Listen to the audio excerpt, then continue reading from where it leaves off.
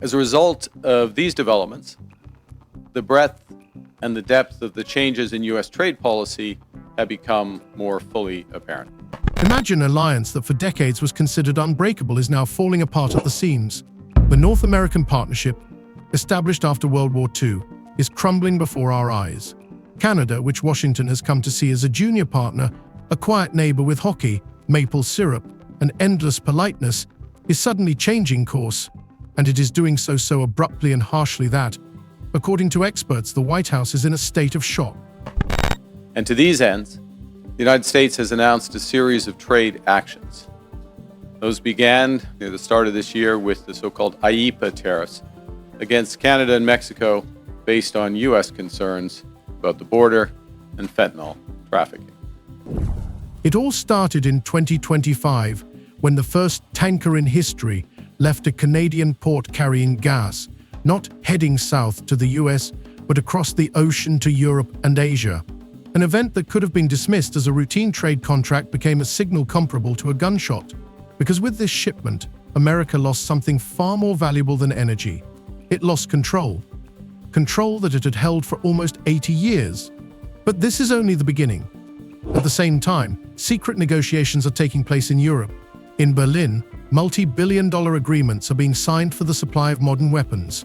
Canada, accustomed to decades of outdated technology, is gaining access to a new level of technology. Submarines capable of remaining hidden under the Arctic ice for weeks, modernization of ports, localization of production on its own territory. This is no longer just trade. It is the foundation of a new military independence.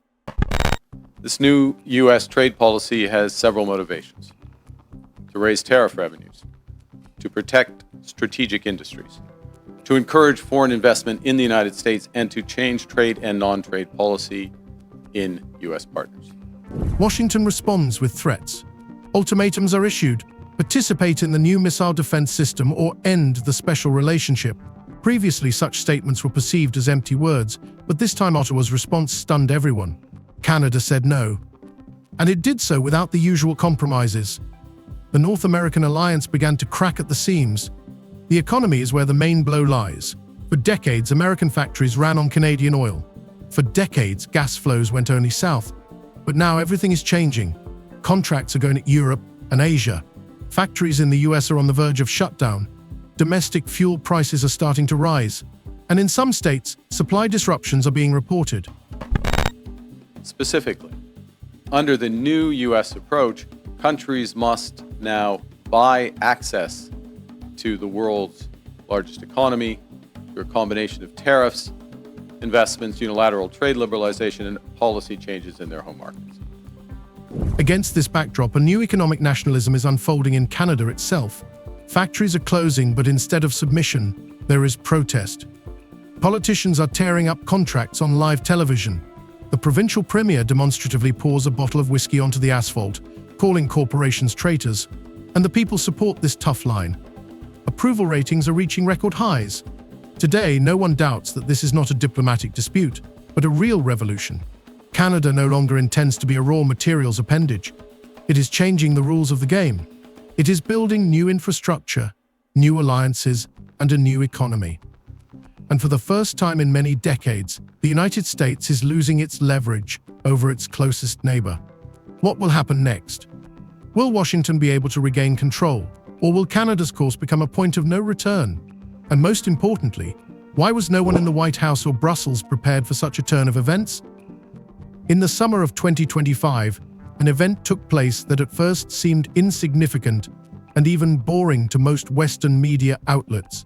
The first tanker in history carrying liquefied natural gas left the Canadian port of Kitimat, bound not for the United States, as had been the case for decades, but across the Pacific Ocean to South Korea. The news feeds reported only a few lines about it. Canada has opened a new export route. But for those who closely followed the global energy sector, it was like a bomb going off. For the first time in 80 years, Washington lost its monopoly on Canadian resources. Tankers were no longer required to head south. The word required was no longer embedded in the pipelines, and the billions of dollars that had been flowing into American refineries for decades began to flow to other countries. Those were quickly followed by reciprocal tariffs on every U.S. trade partner, and very high sectoral tariffs applied globally on strategic industries, including steel, aluminum, autos, and copper. Washington saw this as a betrayal. For the US, Canadian oil and gas were part of the domestic system, almost like the states of Texas or Alaska.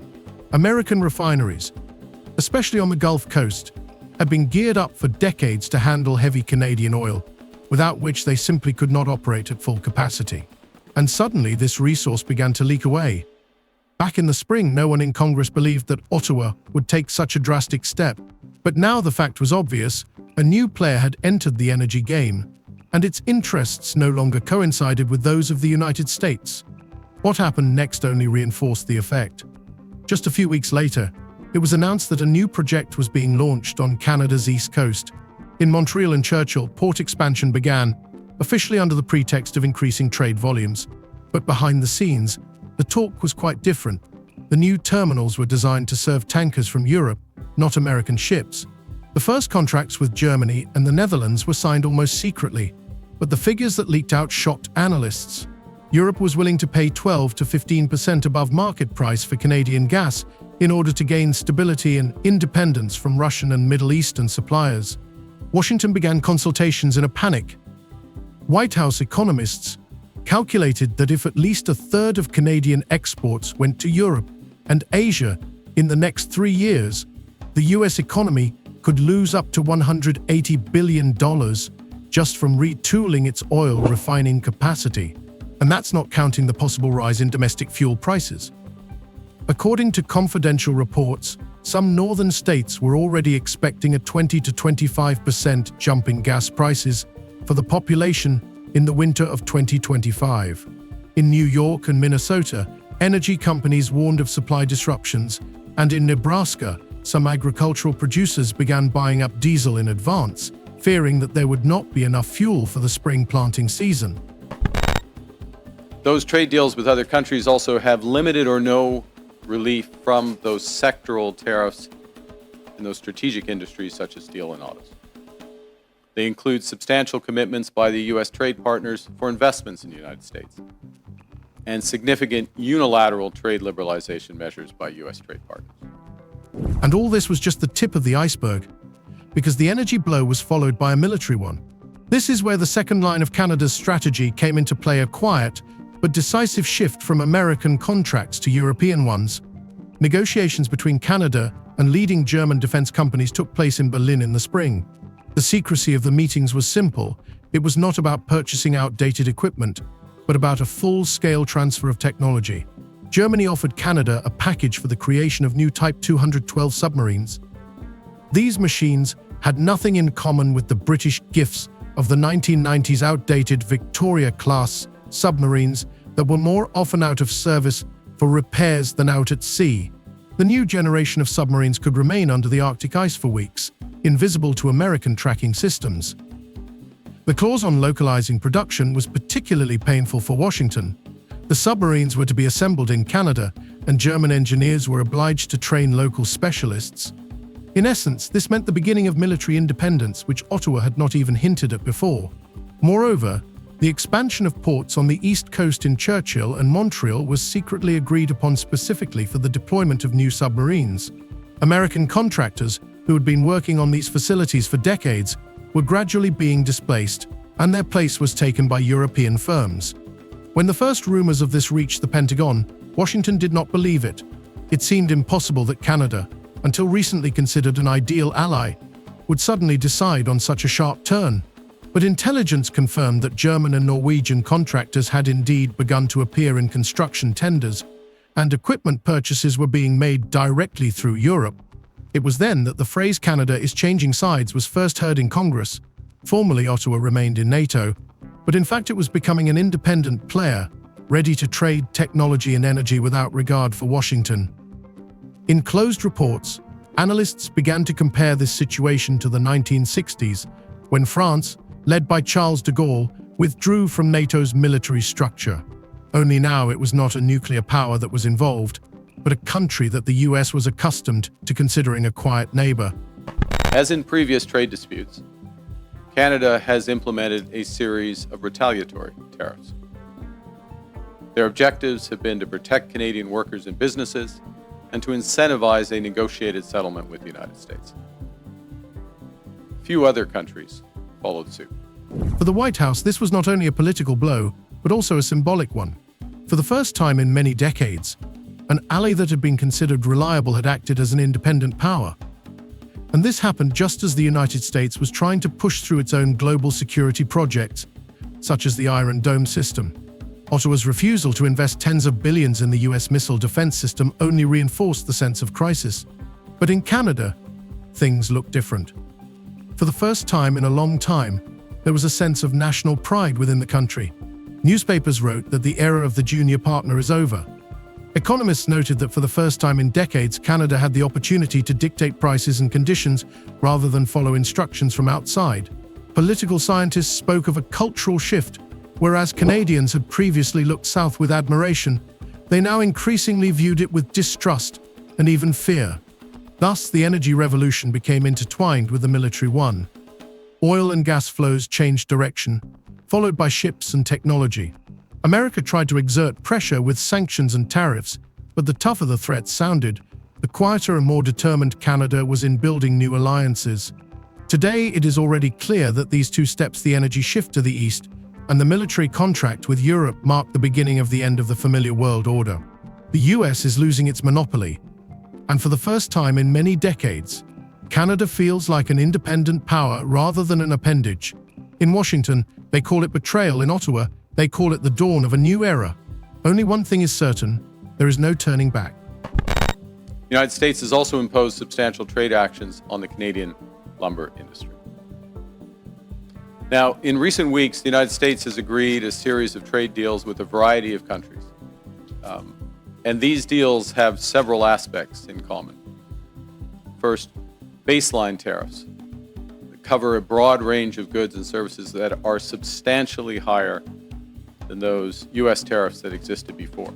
In early 2025, the White House attempted to put an end to the growing tension. Against the backdrop of trade friction and the first signs of an energy shift, Washington issued an ultimatum to Canada.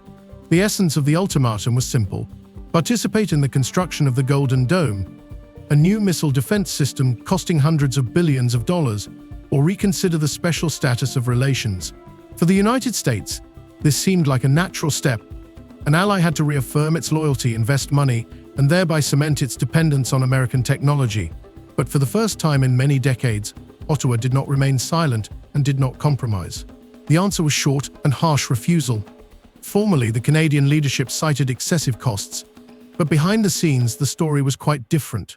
Ottawa understood perfectly well that participation in the Golden Dome would mean another decade of subordination, as control over the system remained exclusively with the Pentagon. Moreover, Canadian military experts pointed out that the project did not actually protect Canadian territory, but only turned it into a springboard for American satellites and interceptors. A report by the US Government Accountability Office, published later, confirmed these fears. Access to key nodes of the system would remain exclusively with American structures. This refusal became a symbolic turning point.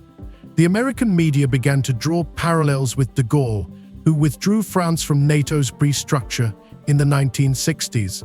The comparison seemed exaggerated, but Washington understood that if even Canada dared to challenge the system, then the era of unconditional dominance was coming to an end. The Pentagon did not hide its irritation. In classified documents leaked to the press, Ottawa's decision was called a dangerous precedent. In fact, the average U.S. tariff rate on the world has jumped from just over 2% at the end of last year to almost 16%, 8 times higher. 16% currently. At the same time, in Canada, this refusal was seen as a sign of maturity. In parliamentary debates, which were partially broadcast live, several MPs stated outright that for decades the country had fed other people's projects, receiving nothing in return but promises of security. Thousands of people took to the streets of Ottawa and Toronto in support of an independent defense policy. Articles began to appear in the press stating that the North is no longer obliged to pay for other people's shields. But the real blow to the US was not so much in the military sphere as in the economy. Everything that had been built up over decades was now under threat. American oil refining, closely tied to heavy Canadian oil, began to experience disruptions. Several large refineries in Texas and Louisiana were forced to reduce their capacity at the end of 2025. Energy agency reports recorded rising domestic fuel prices and, in some northern states, gas supply disruptions. This came as a shock to the US. It turned out that the energy artery that had connected Canada and America for almost half a century could be shut down in a matter of months. Moreover, each new contract Ottawa signed with Europe or Asia became a political statement. Liquefied gas supplies to Germany and the Netherlands became a symbol of a new course. Canada no longer had to be an energy colony. In 2026, analysts recorded a 23% increase in wholesale gas prices in New York and Minnesota. For ordinary Americans, this meant one thing: heating bills were rising, and the authorities were powerless to change anything. In a positive and very important development earlier this month, just a few weeks ago, the United States reaffirmed a core commitment to our free trade agreement, CUSMA, by reinforcing that those Canadian exports to the United States that are compliant with that agreement, that are compliant with CUSMA, will not be subject to U.S. IEEPA tariffs. Washington tried to respond. Additional tariffs were imposed on Canadian products, including wood and aluminum. However, the effect was the opposite. Canadian manufacturers began to actively seek new markets and quickly found them in Europe and Asia. Moreover, Ottawa introduced its own countermeasures, restricting American companies' access to a number of strategic facilities. As a result, dozens of U.S. contractors lost billion-dollar contracts, which were instantly snapped up by German and South Korean firms. Within Canada, a process was unfolding that many observers called second nationalism. It was not related to ethnic slogans or cultural identity. It was economic nationalism directed against dependence on external players, primarily the United States. When a major European corporation closed a plant in Ontario, laying off 200 workers, the government's response was unprecedented. The provincial premier lashed out at the company's management on live television, and soon after, the company was removed from the list of suppliers for the state alcohol monopoly. The corporation's losses amounted to hundreds of millions of dollars. Such actions became the new standard. Canada passed laws giving priority to companies that created jobs within the country under equal conditions. At the same time, control over foreign contractors in the defense sector was tightened. Whereas previously almost all decisions were coordinated with U.S. agencies, this requirement was now abolished. To Washington, this looked like a rebellion, but Ottawa explained that it was a matter of independence. The energy blow was even more painful. Over several decades, the U.S. had completely integrated Canadian oil and gas into its system. More than 4 million barrels of oil per day were shipped from Alberta to American refineries. Now, a significant portion of that flow was being redirected to Europe and Asia. For the first time in many years, the energy map of North America had changed. Washington tried to exert pressure by threatening sanctions against new ports and terminals, but the response was a cold, "We have alternatives."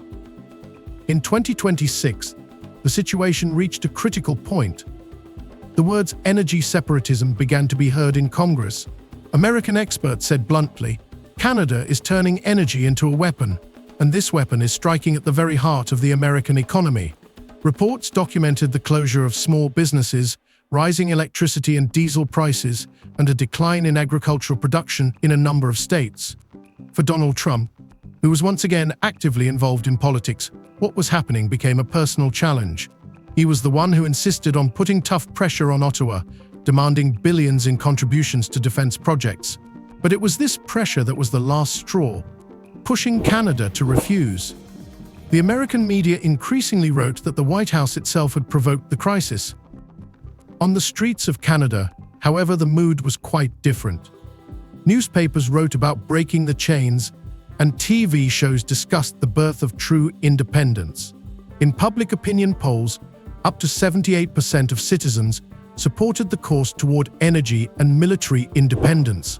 For many, the scene of a bottle of Canadian whiskey being poured onto the asphalt in protest against foreign corporations became a symbol of the new era. This gesture seemed trivial, but it reflected the essence of the changes. Canada was no longer willing to tolerate the role of a junior partner. Thus, the rejection of the Golden Dome was intertwined with an energy blow. One step symbolized a military break. the other an economic one. Together, they formed a critical mass that turned the relationship between the two countries upside down. America lost not just a market or an ally, it lost control. And for the first time in decades, Canada felt that it could dictate the rules.